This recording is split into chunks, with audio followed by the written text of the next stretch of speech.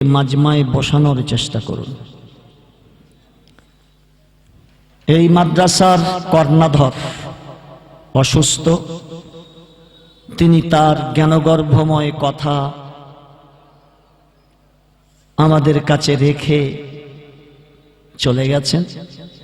আমি আপনাদের অত্যন্ত পরিচিত মানুষ, চেহারা, কথা, মেজাজ, মানসিকতা আপনাদের কারোর অজানা নেই। তো আমি শুধু আপনাদেরকে নিয়ে অল্পক্ষণ মাশওয়ারাতান গল্প করতে চাইব। তারপরে আজকেকার জলসার প্রধান আকর্ষণ যিনি,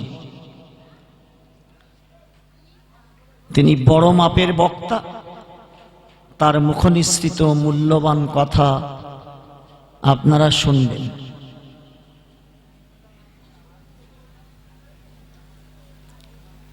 মাজমার সৌন্দর্য রক্ষা হতো। বারান্দায় মুরব্বী যারা আছেন তারা বসুন, যারা জওয়ান যুবক ছেলে তারা নিচে এসে বসো। অন্তত মাজমাটা একটু ভালো দেখাক। যিনি বলবেন তার মনটা একটু ভালো লাগবে, এটা জওয়ান যুবক ছেলেদের কাছে আমার আবেদন। কিছু মোটা মোটা কথা আপনাদের কাছে রাখবো। তার আগে আপনাদের একটা কথা জানিয়ে দিচ্ছি, হযরত মাওলানা মুজাম্মিল হক সাহেব ছিলেন মাদ্রাসার সর্বময় কর্তা বা সেক্রেটারি। তিনি অসুস্থ হয়েছেন দীর্ঘদিন যাবত। তো আমরা দলুয়াখাকি গ্রামের এবং চাতরা গ্রামের ভাইদেরকে নিয়ে 60 থেকে 70 জনের একটা সাধারণ কমিটি করেছিলাম। জলসার 1 মাস আগে সেই সাধারণ কমিটি, জেনারেল কাউন্সিল, তার মধ্য হতে একটা ওয়ার্কিং কমিটি আমরা নির্ধারণ করেছি। একটা নতুন সর্বসম্মত নির্বাচিত একটা সক্রিয় কমিটি এই মাদ্রাসাকে নিয়মতান্ত্রিকভাবে সুষ্ঠুভাবে পরিচালনা করার জন্য সে কমিটিটা আমরা গঠন করতে সক্ষম হয়েছি। আল্লাহর অশেষ করুণা, আমরা 2024 সালের ফেব্রুয়ারি মাস থেকে গত অক্টোবর মাসের 30 তারিখ, অর্থাৎ প্রায় 21 মাস খাতা ছানবিন করে আমরা ভালো করে হিসাব নিকাশ দেখে আমাদের কিছুটা ঘাটতি আছে, খুব বেশি ঘাটতি নেই। আশা করছি জলসার পরে ওই ঘাটতিটা পরিশোধ করলে এ মাদ্রাসায় অক্টোবর পর্যন্ত কোনো দেনা আর থাকবে না। নভেম্বরের আজকের প্রায় শেষ। এই মাসটায় কি আয় হয়েছে, কি ব্যয় হয়েছে, ওই হিসাবটা আমরা আগামী বৎসর শোনাব। তো যেহেতু আমাদের অ্যাসিস্ট্যান্ট সেক্রেটারি শমশের ভাই এখানে নেই, খাতাটা তিনি যথাসাধ্য কমপ্লিট করে গিয়েছেন। তার খাতা দেখে আমরা যা হিসাবটা করেছি, একটা আমরা করে উঠতে পারিনি খাত। জাকাতের খাতে কত এসেছে, ফিতরা কত এসেছে, সাধারণ দান রূপে কত এসেছে, বা বিভিন্ন পারপাসে কত এসেছে, এটা আমরা ভাগ করতে পারিনি। মোটা মোটা খাতায় সব লেখা আছে, ভাগ করতে সময় লাগবে। বিল দেখতে হবে, কে দান করেছে, কে জাকাত দিয়েছে, কে ফিতরা দিয়েছে, কে সাদকা দিয়েছে, মাদ্রাসার কলা বিক্রি হয়েছে কি, জমি বিক্রি হয়েছে কি, এগুলো আলাদা খাত করতে গেলে সময় লাগবে। ঠিক ব্যয়ের ক্ষেত্রে বোর্ডিং খরচা আছে, শিক্ষকদের বেতন আছে, এগুলো ভাগ ভাগ করে ইনশাআল্লাহ আমরা জানাবো। কেউ যদি মনে করেন যে 2024 সালের ফেব্রুয়ারি মাস থেকে 2025-এর অক্টোবর পর্যন্ত 21 মাসের হিসাব, কোথায় কি খরচা হয়েছে, কোন বিলে কার মাধ্যমে কত টাকা এসেছে দেখব, আশা করছি সেটা আমরা দেখাতে পারবো। এখন এই মাদ্রাসার হেড শিক্ষক জনাব হাফেজ সাদুল ইসলাম সাহেব এই পর্যন্ত কত আয় হয়েছে, কত ব্যয় হয়েছে, আপাতত আমাদের ঘাটতি কি আছে তিনি জানাবেন। আর আমরা আগামী এই মাদ্রাসা আগামী বছর জলসা পর্যন্ত চালানোর জন্য এই জলসা আজকের প্রমাণ করাবে যে আমরা কতটুকু স্বতঃস্ফূর্ত হয়েছে, আগিয়ে এসেছি। সেই জন্য আপনাদের কাছে অনুরোধ করব, আপনারা যারা এগুলো জানতে চান, শুনতে চান, বুঝতে চান, এবং আমি আপনাদের কাছে প্রতিশ্রুতি দিচ্ছি, যেহেতু ওই কমিটির মধ্যে আমিও একজন আছি, ইনশাআল্লাহ যদি একটা ব্লেড কেনার প্রয়োজন হয়, মাদ্রাসা যদি কেনে, সেটা আপনারা খাতা থেকে দেখতে পারবেন যে এত তারিখে একটা ব্লেড কেনা হয়েছে, কিংবা মাদ্রাসায় ঝাড়ু দেওয়ার জন্য একটা ঝাঁটা কেনা হয়েছে, কিংবা একটা চামচ কেনা হয়েছে, সেগুলো সব আপনারা খাতায় 2x2 দেখে নেবেন নির্দ্বিধায়। এই প্রতিষ্ঠান যাতে উন্নত থেকে উন্নততর হয়, কোন রকমের কিন্তু বোধ না রেখে, যেহেতু কোরআনী শিক্ষা প্রতিষ্ঠান, এই প্রতিষ্ঠানের প্রতি কোন রকমের কিন্তু বোধ করে আপনি যদি পিছিয়ে যান, তাহলে আমি আমিনউদ্দিন কোরআন এবং হাদিসকে আয়নায় খোদার কসম কিয়ামতের কঠিন দিনে আল্লাহ আপনাকে আসামির কাঠগড়ায় দাঁড় করিয়ে জিজ্ঞাসা করবেন। সে সম্পর্কে একটা হাদিস আমি আপনাদের কাছে বলবো বক্তব্যের সময়। সেজন্য এখন আমাদের হুজুর মাদ্রাসার প্রধান শিক্ষক আপনাদের কাছে সেটা শোনায়।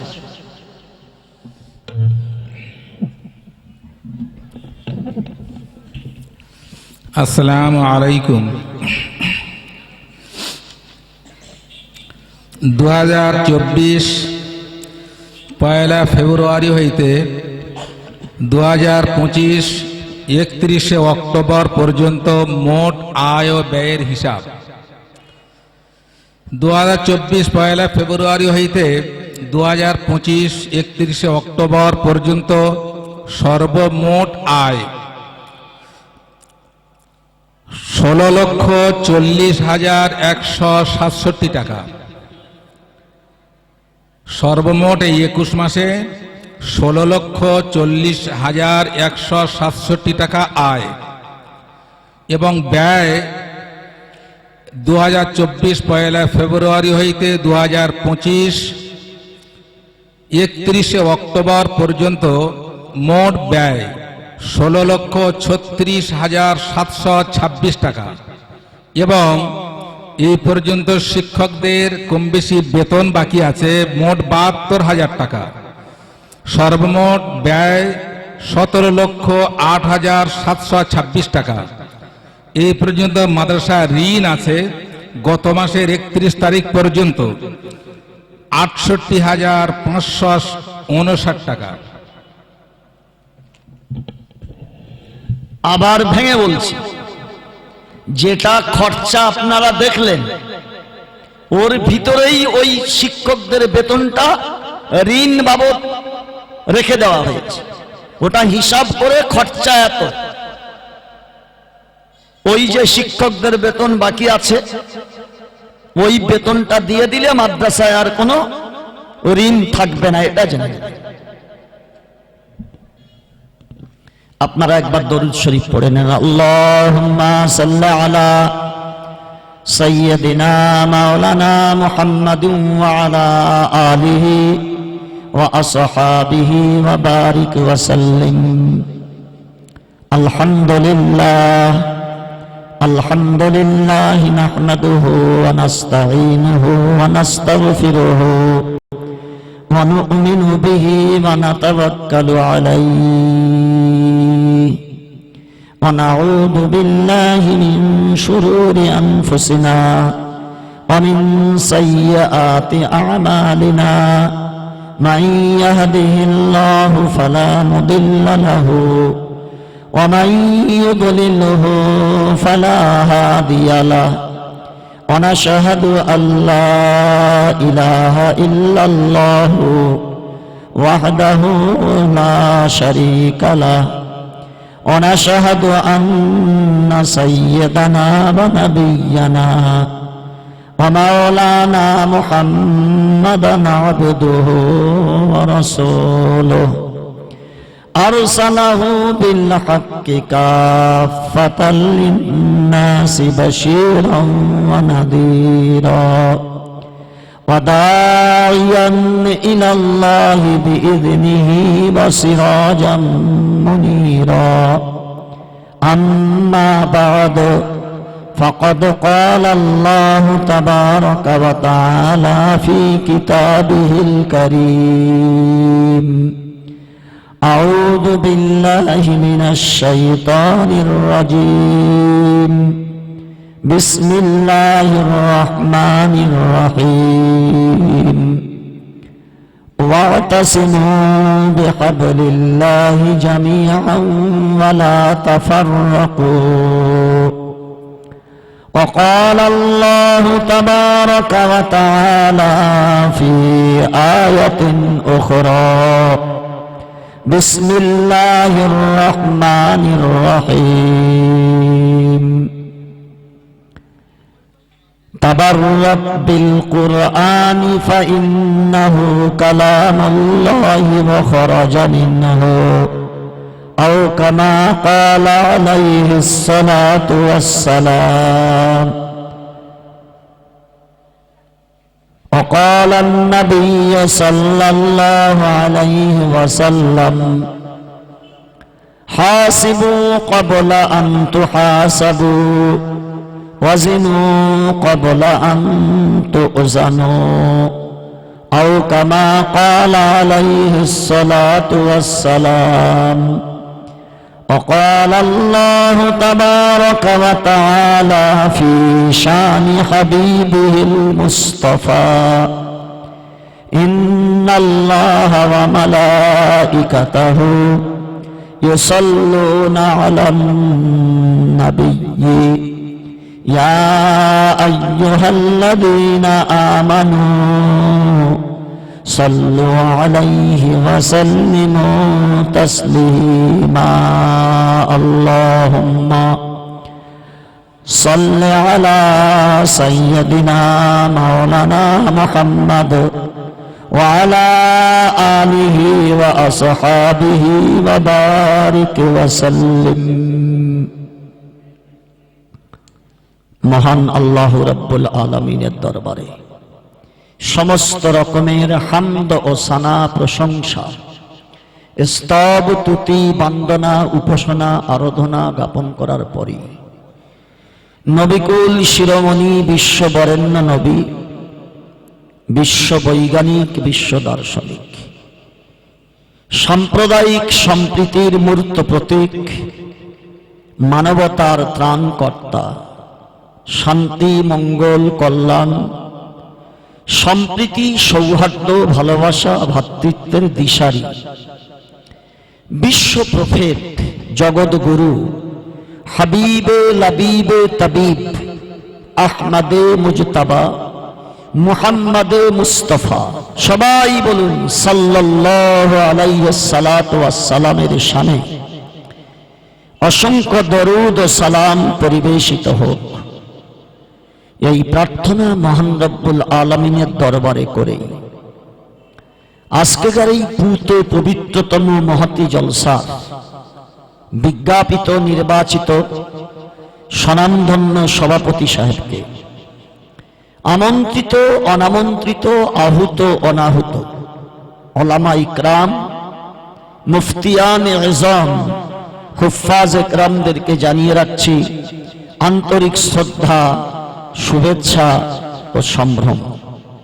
ঠিক তারই পরে উপস্থিত অনুপস্থিত, দূরে অদূরে আমার বয়োজ্যেষ্ঠ, সমবয়স্ক, বয়স্কনিষ্ঠ শ্রোতা মণ্ডলীদেরকে জাতি, ধর্ম, বর্ণ, দল, মত, পথ, শ্রেণী, গোষ্ঠী, নারী, পুরুষ নির্বিশেষে প্রত্যেককেই আমার অন্তরের অন্তরস্থল থেকে আন্তরিক কলিজা নিংড়ানো শ্রদ্ধা, শুভেচ্ছা, ভালোবাসা, অভিনন্দন ও স্নেহাশিস জানিয়ে মোটা মোটা দু চারটে কথা আপনাদের কাছে রেখে, আমার এই অসুস্থতাকে সামনে রেখে আমি আমার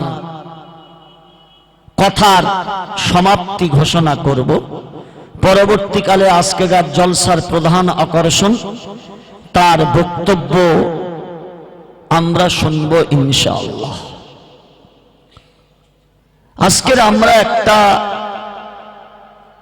কোরআনী শিক্ষা প্রতিষ্ঠানের বাৎসরিক জলসায় এসেছি। এটাকে শুধু যদি বলি যে শিক্ষা প্রতিষ্ঠান, শুধু ভুল নয়, মারাত্মক ভুল। আমরা শুধু যদি বলি যে এটা একটা শিক্ষা প্রতিষ্ঠান, তো এ ভুলটা শুধু ভুল না, মারাত্মক ভুল। কোরআনী শিক্ষা প্রতিষ্ঠান টার্গেট কি? কোরআনী শিক্ষা প্রতিষ্ঠানের মাধ্যম দিয়ে বিশ্ববাসীর ইহ জগৎ পরজগতের বার্তা, ইহকাল পরকালের শান্তিময় জীবনটা কি, সারা পৃথিবীর ঘরে ঘরে পৌঁছে দেওয়ার জন্য আমাদের এই প্রচেষ্টা। আমরা সব থেকে বেশি যার সঙ্গে অসৎ ব্যবহার করেছি, সেটার নাম হলো মহাগ্রন্থ আল কোরআন। আমরা মুসলমান, আমরা ঈমানদার হয়েছি 7টা জিনিসের উপরে একিন করে। আমানতু বিল্লাহি ওয়া মালাইকাতিহি ওয়া কুতুবিহি, আল্লাহর জাতের প্রতি ঈমান এনেছি, তিনি আমাদের সর্বময় কর্তা, পৃথিবীর সমস্ত সৃষ্টির স্রষ্টা তিনি। আল্লাহ রাব্বুল আলামিন আমাদের প্রত্যেকটা চলা বলা, ওঠা বসা, লেনদেন, খাওয়া দাওয়া, আচার আচরণ, চাহনি, ভাবনা চিন্তা, বাসনা কামনা, সব কিছুকে দেখভাল করার জন্য আমার চোখের আড়ালে একটা সম্প্রদায়কে সৃষ্টি করেছেন, তার নাম হলো ফেরেশতা।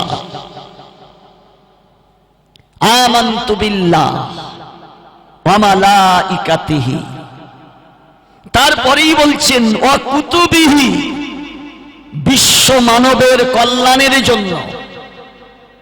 ভালো করে বুঝবেন, সারা ওয়ার্ল্ডে হিন্দু, মুসলিম, খ্রিস্টান, জৈন, বৌদ্ধ, আস্তিক, নাস্তিক, ধনী, গরিব, শিক্ষিত, অশিক্ষিত, রাজা, প্রজা,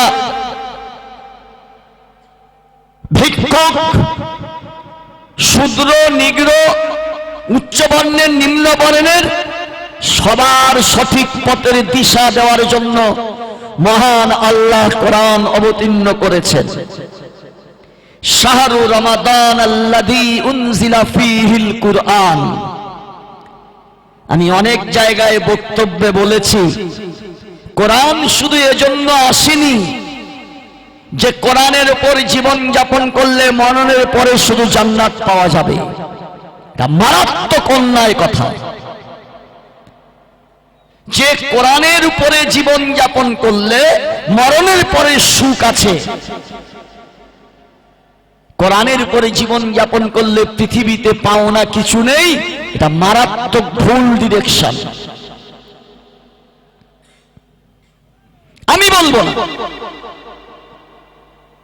ভারতবর্ষের প্রয়াত রাষ্ট্রপতি ডাক্তার শঙ্কর দয়াল শর্মা, ডাক্তার শঙ্কর দয়াল শর্মা উনি ছিলেন ভারতবর্ষের 140 কোটি ভারতবাসীর অভিভাবক, গার্জেন, রাষ্ট্রপতি। দুঃখের বিষয় হল তিনি একজন রাষ্ট্রপতি হয়ে কোরআনের উপরে যত রিসার্চ করেছেন, কোরআনে কি আছে সেটা খুঁজে বের করার জন্য যত পড়াশোনা করেছেন, আমি আমিনউদ্দিন খোদার কসম করে বলছি ততটা পড়াশোনা করতে পারিনি। নাম শুনে আপনারা বুঝতে পারছেন তিনি একজন নন মুসলিম, তিনি মুসলমান নন, কিন্তু তিনি ভেতরে ঢুকতে চেয়েছেন কোরআন পৃথিবীবাসীর জন্য কেন এসেছে, কি দিতে এসেছে, এতে লাভ কি, এটা তিনি এ নিয়ে গবেষণা করেছেন। শুধু তিনি নন, বর্তমান যিনি ভারতবর্ষের সিংহাসনে বসে প্রধানমন্ত্রীর দায়িত্ব গ্রহণ করেছেন, উনি যত ইসলামিক হিস্ট্রি সম্পর্কে পড়াশোনা করেছেন আমি আমিনউদ্দিন তত পড়াশোনা করিনি। ভেবে রাখবেন, ভারতবর্ষে রাজনৈতিক অরাজনৈতিক অনেক সংগঠন আছে। বিশ্ব হিন্দু পরিষদ, আরএসএস, এদের যারা মাথা অশোক সিংডাল, বাল ঠাকরে, উমা ভাত্তি, প্রবীণ তোগাড়িয়া, এরা ইসলামিক হিস্ট্রিতে এত পড়াশোনা করেছে, কোরআন নিয়ে এত গবেষণা করেছে, নবীর কথাগুলো নিয়ে এত ছানবিন করেছে। দুর্ভাগ্যের বিষয় আমরা যারা 10 বছর করে পড়াশোনা করে মাওলানা হয়ে এসেছি আমরা ততটা দেখভাল করিনি, জানিও না। আরো বলবো, কমরেড লেনিন ইসলাম নিয়ে, কোরআন নিয়ে, নবীর জীবনী নিয়ে, ইসলামের হিস্ট্রি নিয়ে এত গবেষণা করেছেন যেটা কোনো বড় বড় আলেমরা আমরা করতে পারি। আর একটু আগে আসি, পশ্চিম বাংলার মাটিতে আমরা বলি বিশ্বকবি কে ভাই? কবি রবীন্দ্রনাথ ঠাকুর। কবি রবীন্দ্রনাথ ঠাকুর কি মূর্খ ছিলেন? অশিক্ষিত ছিলেন? সারা ভারতবর্ষের সংখ্যাগরিষ্ঠ অমুসলিমদেরকে সামনে রেখে মুসলমানদের চোখে আঙুল দিয়ে এমন একটা কথা তিনি বলে গেছেন যে কথাটা বলতে গেলে বুকের পাতা থাকতে হবে 56 ইঞ্চি। যে কথা আমি আমিনউদ্দিন বলবো, পড়াশোনা না করে বলার ক্ষমতা আমার নেই। তিনি পড়াশোনা করে, রিসার্চ করে, গবেষণা করে, চিন্তা ভাবনা করে যে কথাটা বলে গেছেন সে কথাটা মুসলমান আমরা বলতে পারি না। এক এক করে বললে আপনারা অবাক হয়ে যাবেন। কিন্তু আমি তো আজকের আমার এই মাঠে খেলতে আসি, এটা তো আমার মাঠ, আমার মাঠে খেলার প্রয়োজন নেই। আমি শুরু করেছিলাম কোরআন শরীফের একটা আয়াত দিয়ে, ওয়াতাসিমু বিহাবলিল্লাহি জামিয়া। মুসলমান আমরা যারা অমুসলিম হিন্দু ভাই, আমাদের নিয়ে তোমাদের চিন্তা করতে হবে না। মুসলমান তুমি তোমার জাতকে নিয়ে চিন্তা করো যে তুমি ফুটবল হবে না খেলোয়াড় হবে। প্রথমে তোমাকে ডিরেকশন নিতে হবে, তুমি কোনটা হতে চাও? তুমি কারোর ঘরের ভিত্ত হতে চাও, চাকর হতে চাও, গোলাম হতে চাও? যদি এটাই তোমার বাসনা থাকে, কালকে থেকে এই কোরআনী শিক্ষা প্রতিষ্ঠানের গেটটা বন্ধ করে দিন, কিচ্ছু করতে হবে না আপনার। যদি আপনাদের চিন্তা ভাবনা তাই থাকে। আর যদি চিন্তা ভাবনা থাকে না, পৃথিবীতে মাথা উঁচু করে বসবাস করতে চাই, আমরা অমুসলিম হিন্দু ভাইদের ফুটবল না হয়ে তাদের চুমার পাত্র যেন হতে পারি। নির্বোধ মুসলমান বাস্তবকে অস্বীকার করে, প্র্যাকটিক্যালকে অস্বীকার করে। বাস্তব মানে বোঝে? বাস্তব মানে হলো আপনার চোখে আপনি দেখছেন যে একজন আগুনে হাত ঢুকিয়ে দিয়েছে, তার হাতটা পুড়ে যাচ্ছে, অথচ আপনি এটা মেনে নিতে পারছেন। আগুনে হাত পুড়বে কেন রে? এটা বিশ্বাস করতে পারছেন না। তাহলে তাকে বক্তৃতা করে আর বুঝানো যাবে না সে হারামখোরকে আগুনে ফেলে দাও, যে আগুনে ফেলে দেওয়ার পরে আগুন পোড়ায় কিনা তুমি চেক করে দেখে নাও। নিজের নজরে দেখে যে বিশ্বাস করে না, তাকে আর বক্তৃতা করে বুঝানো যায়? সে জাতি পৃথিবীতে বাঁচতে পারে? তবে আমি আগেই বলেছি, আমার এই কথাগুলো বুঝতে গেলে মগজ লাগবে, মগজ। আলতু ফালতু কথা বলি না, ক্যাসেট মুখস্থ করে বক্তা হইনি, অনেক পড়াশোনা করেছি, এখনো পড়ছি। আমার সবথেকে বড় ভয় হচ্ছে যে পথ অবলম্বন করে মুসলমান ধ্বংস হয়েছে, রসত্তরে গিয়েছে, ফুটবল হয়েছে, বর্তমান আমাদের যুব সমাজ সেই পথে আমাদের মুসলিম সমাজকে পরিচালনা করছে। দানিনা দলুয়া খাকিতে কত শিক্ষিত ভাই আছেন, যারাই আছেন, মাস্টার হন, ডাক্তার হন, আরো কিছু যদি হন, তাদের কাছে আমার প্রশ্ন, যে একটু আগেই বলছিলেন না আপনি আমার মাথাটা মগজ ধরিয়ে দেন, আপনি শিক্ষিত মানুষ, আপনি ইতিহাস পড়েছেন, আমেরিকার ইতিহাস পড়েছেন, রাশিয়ার ইতিহাস পড়েছেন, ভারতবর্ষের ইতিহাস পড়েছেন, পৃথিবীর ইতিহাস আপনি পড়েছেন। যদি শিক্ষিত হন, তাহলে স্পেনে মুসলমান রাজত্ব করা শুরু করলো কবে? স্পেনে মুসলমান কতদিন রাজত্ব করলো? সেই স্পেনে মুসলমান নির্মূল হলো, উৎখাত হয়ে গেল, শেষ হয়ে গেল, কবরে চলে গেল। কি কারণে? এটা আপনি শিক্ষিত ভাইকে জিজ্ঞাসা করুন, চ্যালেঞ্জ। কেন শেষ হয়ে গেল?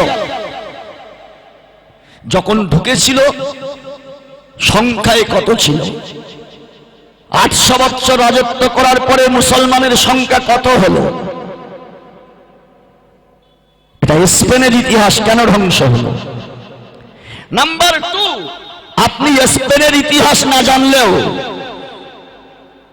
আমি আপনাকে জিজ্ঞাসা করছি, আপনি একজন মাস্টার, ইতিহাসের মাস্টার, আপনি ইতিহাসে এমএ পাস করেছেন, আপনাকে জিজ্ঞাসা করছি, আপনি মুসলমান, ভারতবর্ষে মুসলমান যখন সিংহাসনে বসে সম্রাটি করছেন, আপনাকে জিজ্ঞাসা করলে আপনি বলবেন ভারতবর্ষে 800 বছর মুসলমান রাজত্ব করেছে, কি 700 বছর মুসলমান রাজত্ব করেছে?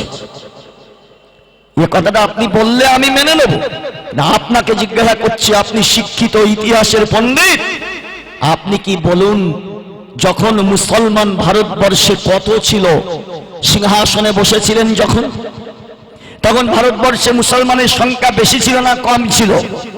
হিন্দু ভাইদের সংখ্যা বেশি ছিল না কম ছিল? আপনি আমাকে বলে দেন।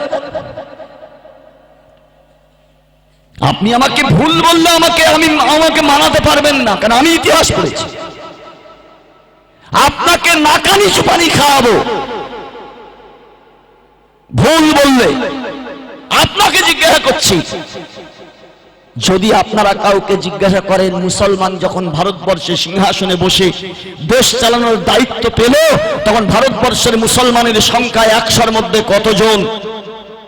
যেদিন মুসলমান, আপনি যদি একটা ভালো মনের মানুষ হন তাহলে ভিডিওতে একটি লাইক এন্ড চ্যানেলটিকে সাবস্ক্রাইব করুন। আর হ্যাঁ বন্ধুরা, আমি এটা বলি যে সাবস্ক্রাইব করতে কোনো টাকা লাগে না, তাই কিপটামো না করে একটা লাইক এবং একটা সাবস্ক্রাইব করে দাও।